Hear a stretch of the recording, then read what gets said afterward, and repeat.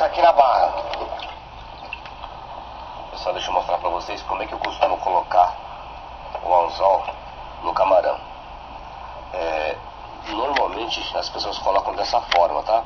O que acontece se eu colocar dessa forma? Eu coloco aqui, a farpa do anzol vai deixar o rasgo do anzol pra cima.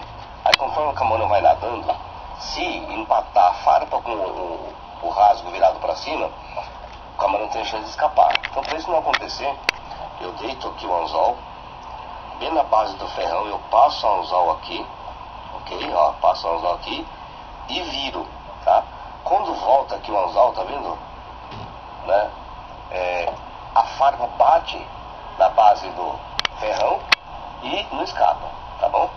Então tá aqui, olha, coloca deitado, depois vira o anzol pra cima e agora é só soltar aqui. Ainda bem que você me avisou, Elton. Caramba, rapaz. Tava dando uma bobeira ali, hein? E o peixe puxando, tá? É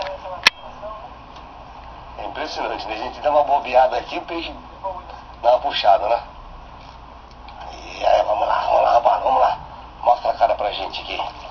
Opa, que cara bonita. Ih, maravilha, hein? Pezão bonito, olha. Pessoal, quando você vier pescar o robalo, experimente esse novo anzol Sasamê, que é um lançamento aqui, ó, da Alcalis, ó. Olha que ferro bonito, hein? Dá uma olhada aí, ó.